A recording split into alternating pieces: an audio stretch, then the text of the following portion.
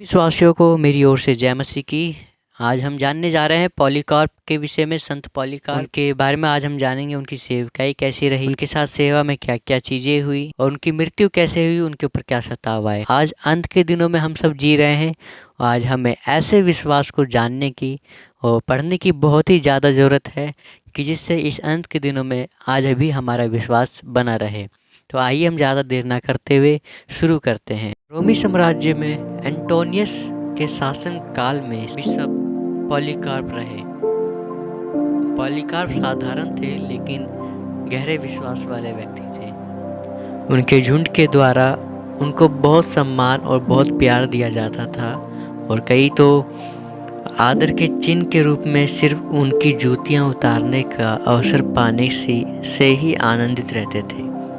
Smyrna के विधर्मी भी उनका आदर करते थे और उनके लिए ऐसा कहते थे कि मसीहों का पिता और हमारे देवताओं का विनाशक, लोगों को बलि नहीं चढ़ाने और पूजा नहीं करने की शिक्षा देने वाला। अपनी छोटी सी उम्र में वे प्रेरित यूहन्ना के चेले थे और उन अनेकों की संगति का आनंद उन्होंने उठाया था जिन्होंने प्रभु को देखा था। बिशप बहुधा अपने शिष्यों को बताते थे उन्होंने प्रभु के आश्चर्य कर्म और शिक्षाओं के बारे में क्या सुना, और ये जोर देते थे कि ये जो बातें उन्होंने सुनी हैं ये उनसे सुनी है जिन्होंने प्रभु यीशु को आमने सामने देखा है, चश्मदीद गवाहों से सुना। पॉलीकार्प की पहचान धर्मशास्त्र में प्रेरितों की परंपरा को संभाल के रखने वाले के रूप में। सम्राट एंटोनियस पायस के दिनों में चर्च ने तुलनात्मक रूप से शांत समय का आनंद उठाया क्योंकि मसीहों के प्रति सम्राट का रुख नरम था। लेकिन स्मुरना में स्थानीय सताव फूट पड़ा। वो 12 मसीहों को रंगभूमि में प्राणदंड की सजा दी गई। वानिट्यूस का नाम का एक आदमी जिसने मूल में दूसरों को शहादत के लिए उत्साहित किया था, वन पशुओं को देखकर वो खुद डर गया और रोमियो ने सम्राट को धूप जलाने के लिए उसे तैयार किया। अन्य 11 सताव में स्थिर बने रहे और वन पशुओं के सामने फेंक दिए गए। उनमें से एक ने आक्रमण करने वाले को वश कर लिया। उसके साहस को देखकर भीड़ उत्तेजित हो गई। वे बिशप के लिए जोर जोर से नारे लगाने लगे और कहा, पॉलीकार्प को जानवरों के आगे डालो, पॉलीकार्प को भी जानवरों के आगे डालो, पॉलीकार्प को खोजो। पॉलीकार्प वहाँ नहीं थे लेकिन वहाँ पे बैठी रंगमंच पे बैठी भीड़ वो जानती थी पॉलीकार्प कौन था। बिशप की सुरक्षा को देखकर उसके शागिर्द या उसकी कलीसिया के लोग चिंता करने लगे और उन्हें कहा कि गांव के फार्म हाउस या फिर खेती घर में वो चले जाएं। वो मृत्यु से डरते नहीं थे लेकिन उनको ऐसा महसूस हुआ, एहसास हुआ कि अभी कलीसिया को या चर्च को मेरी ज़रूरत है, अभी उनकी सेवा के लिए उनकी ज़रूरत होगी। लेकिन प्रभु ने प्रकट कर दिया था कि उनका अंत निकट है।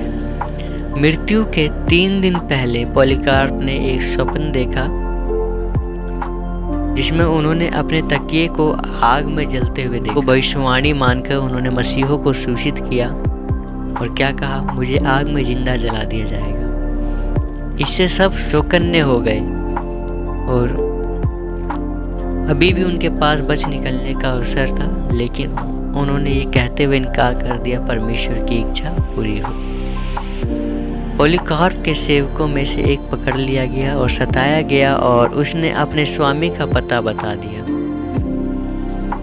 जब रोमी अधिकारी उन्हें गिरफ्तार करने आए, उन्होंने उनके साथ बड़ा सभ्य व्यवहार किया और अपने मेहमानों की तरह उन्हें खाने पीने को आमंत्रित किए। बहुत ही सभ्य व्यवहार, ऐसा नहीं कि एक मुजरिम को पकड़ने वो आए। बताया जाता है, हो सकता है ऐसा उनका जो स्वभाव था, उनके स्वभाव में आग हो गए थे, वो भावुक हो गए थे, वो उसके मोह में आ गए थे। उन्होंने उनसे प्रार्थना करने के लिए 1 घंटे का समय मांगा और उन्होंने अपने दोस्तों को परमेश्वर के हाथों में सौंपा और आने वाले कठिन समयों को, परिस्थितियों को का सामना करने के लिए साहस मांगा और प्रार्थना किया।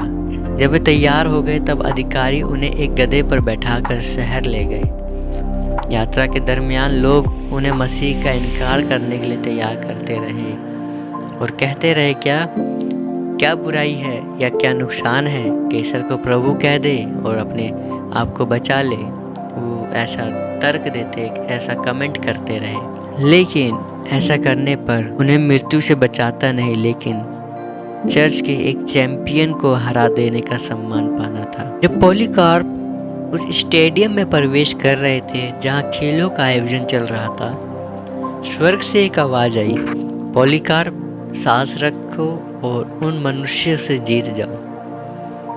आसपास खड़े कुछ विश्वासियों ने यह आवाज सुनी, लेकिन उन्हें कोई दिखाई नहीं दिया। संभवतः वे परमेश्वर की आवाज थी। रंगभूमि में वे पशुओं का प्रदर्शन खेल समाप्त हो गया। तब तक भीड़ और गुस्सा हो गई। पॉलीकार्प राज्यपाल के सामने लाए गए, जिसने उन्हें अपने विश्वास का इनकार करने के लिए प्रश्न आरंभ करना शुरू किया। तब से कहा, अपनी इतनी उम्र का तो ख्याल करो, कैसर के ईश्वर तब की कसम खाओ, पश्चाताप करो और कहो नास्तिकों का इस नाश हो। पॉलीकार्प ने भीड़ की ओर अपना हाथ हिलाया और सत्य भाव से कहा, नास्तिकों का नाश हो। परंतु राज्यपाल आगे भी उनसे कहता रहा, कसम खाओ और मैं तुम्हें छोड़ दूंगा, क्रिस्त की निंदा करो। लेकिन बिशप क्या कहते हैं? बिशप इसका बहुत अच्छा प्रति उत्तर देते हैं, मैंने 86 साल उसकी सेवा की है, उसने मेरे साथ कभी गलत नहीं किया है। कैसे मैं अपने राजा की निंदा कर सकता हूँ जिसने मुझे बचाया है? और अधिक जंगली जानवरों और आग की धमकियों के बावजूद बिशप अपने फैसले पर अटल रहे। अंत में राज्यपाल ने उद्घोषक को बुलाया और ये उसे सूचना दिया कि 3 बार पुकारने कहा। पॉलीकार्प ने मसीह होने का स्वीकार किया। जंगली जानवरों का इंतजार न करके भीड़ ने मांग कर ली कि पॉलीकार्प को जिंदा ही जला दिया जाए। ये भविष्यवाणी का पूरा होना था। जल्दी जल्दी लकड़ियों को इकट्ठा करके उसकी मृत्यु शैया तैयार की गई। बिशप अपना चोगा उतारे, अपना वस्त्र का कमरबंद ढीला किए और अपनी जूतियां उतारने का प्रयत्न किए। उनके निवेदन पर उन्हें कीलों से नहीं ठोका गया। उन्होंने घोषणा की, जो मुझे आग को सहने की सामर्थ्य देता है, वह लौ में खड़े रहने की शक्ति भी देगा। जब लपटें उनके चारों ओर उठने लगी, पॉलीकार्प ने परमेश्वर की प्रशंसा करते और धन्यवाद देते वे स्वर्ग की ओर ऊपर देखा कि वे मसीह का प्याला उठाने के योग्य समझे गए। जब दर्शकों ने देखा कि उनका शरीर आग से नहीं जल रहा, तब बिशप के हृदय में खंजर घोंपने के लिए एक सैनिक को भेजा गया। इसके बाद मसीहों ने उनकी हड्डियों को दफनाने के लिए निवेदन किया, परंतु मना कर दिए गए। और जब मना कर दिए गए तो उसके चेले, उसके विश्वासियों ने क्या कहा? हम परमेश्वर के पुत्र मसीह की आराधना करते हैं, परंतु प्रभु के शिष्यों और उसका अनुकरण करने वालों की तरह शहीदों का भी सम्मान करते हैं। तो बाद में उनकी अस्थियां दे दी गई, जिन्हें कब्र में रखा गया और विश्वासियों को प्रत्येक वर्ष वहां एकत्र होकर उनका जन्मदिन का उत्सव मनाने का अवसर भी मिला।